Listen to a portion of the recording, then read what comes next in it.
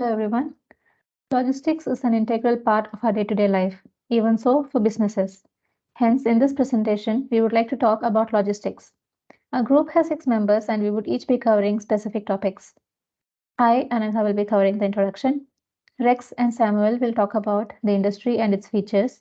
Sharon and Gitika will explain the challenges the industry faces. Temitope will be talking about the strategies that organizations adopt in response to these challenges, and I'll be concluding the presentation with suggestion for MNCs in this industry. What is logistics? Logistics is about the 7 R's: getting the right product in the right quantity, in the right condition, at the right place, at the right time, to the right customer, at the right price. The origin of the word logistics comes from the French word logistique, which means storage. It was originally used in military context during the war to move ammunition and artillery across lands where the soldiers were fighting. After industrialization, when the trade flourished, logistics became a word used in day to day life. Logistics, as we know today, involves information handling, stock management, raw material management, packing, transportation, and delivery to the customer. Over to Rex. Thank you, Anaga. I'll be speaking more on the logistic industry. Revenue generated is an important metrics in logistics because it measures the financial performance of a logistic company, and it also provides an insight into the competitiveness, market share, and the growth but, po- potential. It is also an indicator of the health and the success of a logistic company. The logistics industry has experienced a high level of growth in the last few years, as at 2021, the total revenue generated was $8.9 trillion. Some experts have even going to say that in the next 5 or 6 years, that the logistic market will reach a value of over $12 trillion. The largest market falls with the Asia Pacific, who are generating a sum of $3.9 trillion as at 2020. There are three key players in the world so far.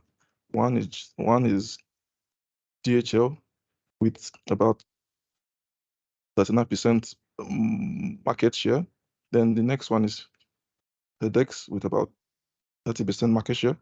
And the next one is UPS with about 22% market share. So I'll be handing it over to my colleague to speak more on the features. Thank you. Thank you very much, Rex. Thank you very much, Halega.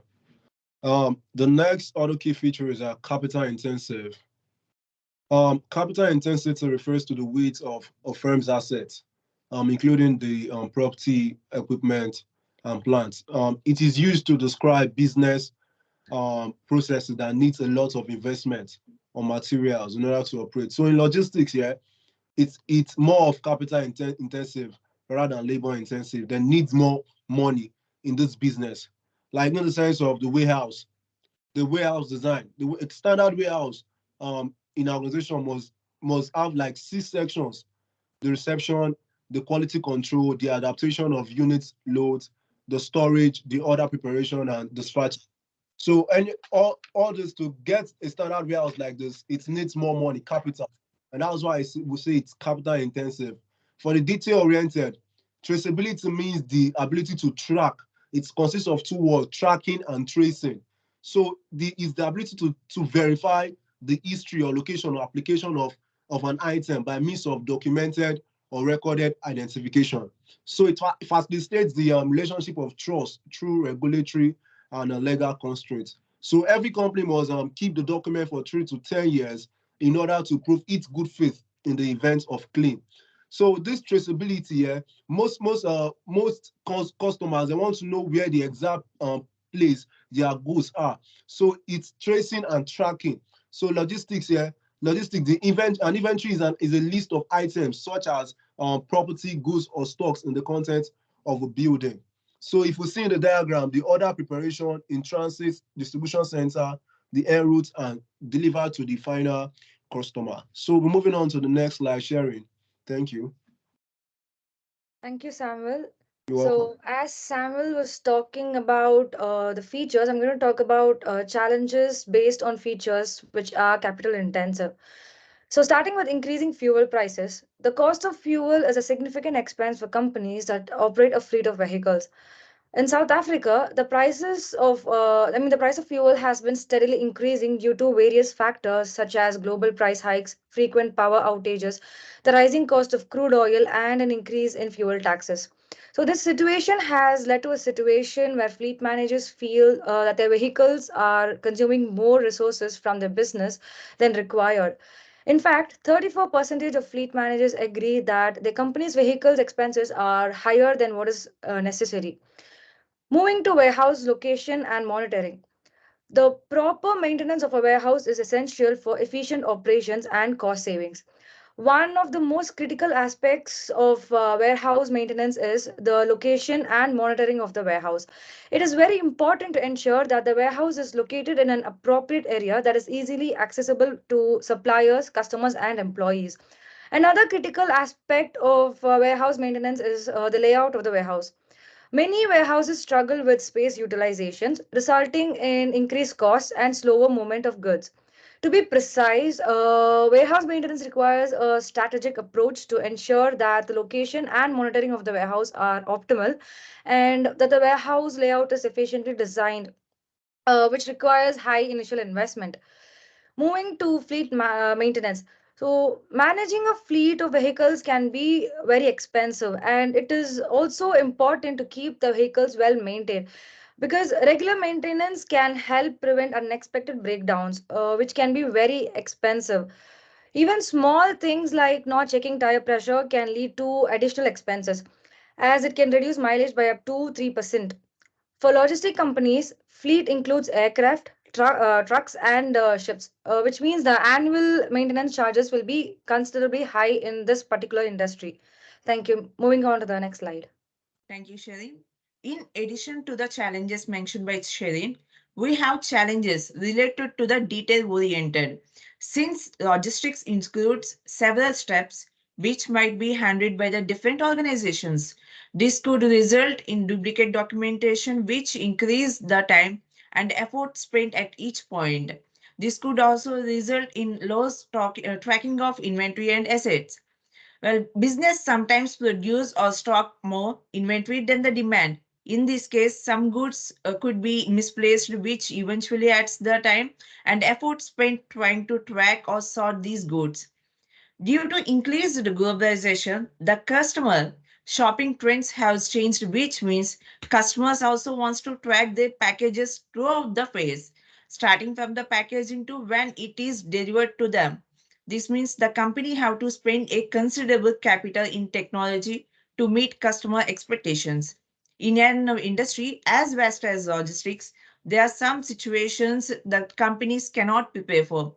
When COVID resulted in international borders closed in 2020, this heavily impacted the logistic industries. Shipments that were on the way to the customers were halted, and the result in huge delay and losses to the companies. However, when the borders reopened, the company took off, and this leads to increased revenue for the industries. The e-commerce logistics market had reached 441 billion euros in 2021. In 2021, the logistic industry faced a unique challenge when a huge container ship called MV Green got stuck in Suez Canal for the 6 days. Both sides of the ship were blocked. For the 369 ships were blocked. The result costing for the global trade was between $6 to $10 billion. Over to Timitope. Thank you, Jitiga. So I'm meant to talk about the strategy, how to solve the challenges problem. The first one is a cooperation network arising between the large firms. The international business environment is dynamic and complex. Mergers of company, joint ventures, collaborative leasing agreements, and short-time and long-term alliances between firms has become integral for organizations to expand their businesses. This means forming an horizontal cooperation to expand their businesses by decentralization, autonomy, participation, and the coordination of the business component. This model is known as multi-direction network, created with the aim to help firms to expand market niches and corporate ventures and facilitate and competitiveness of the SME in the international arena. The next one is alternate energy to rising fuel charges, EV and hydrogen. Companies are now moving towards sustainable energy. This means moving to EV instead of using the traditional fossil fuels. EV sales respond to electricity prices falling as both petrol prices and electricity prices rises. UPS operates one of the largest fleet of alternative fuel vehicles under a global UPS brand. Transportation company combat the rising fuel charges by requiring fuel surcharges from customer. They could, however, harm the relationship that the company have with the customer. So the best way is for the companies to move to EV instead of using the fossil traditional fuels. Moving to the next one, which is cross-docking to reduce warehousing cost. Walmart uses a method known as cross-docking, in which goods are continuously delivered to the warehouse where they are selected, repackaged, and then dispatched to stores, often without ever sitting in inventory. Cross-docking enables Mahat to save on inventory and handling costs while trading a huge number of goods. Without, like I said, it saved the inventory and handling costs without trading in huge number of goods and without involving the third parties. While the next one is digitalization. Transportation companies are now investing in technology and automating the packaging, sorting process instead of relying on third-party service provider. This could reduce the cost and bargaining power of the service providers. The last but not the least is IBM blockchain, improve visibility and transparency. The IBM blockchain is a shredded ledger that records all transactions and is accessible to all parties included. This improves visibility and transparency during all the stages, starting from the supplier to reaching the end customer. Embedding this technology in the organization can help them reduce duplicate documentation and increase the traceability to a great extent. Thank you so much. Thank you, Temitope.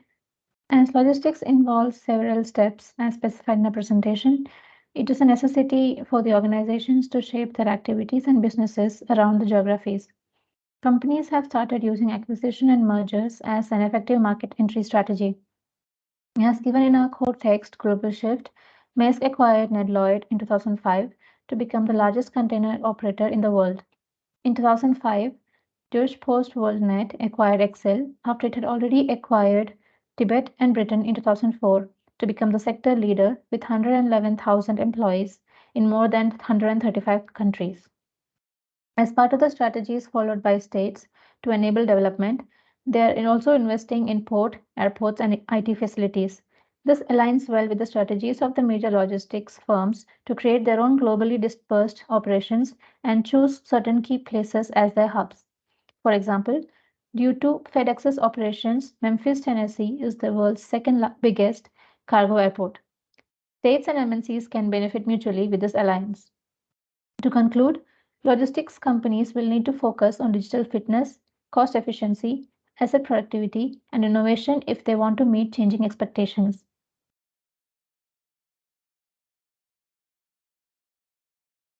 Thank you.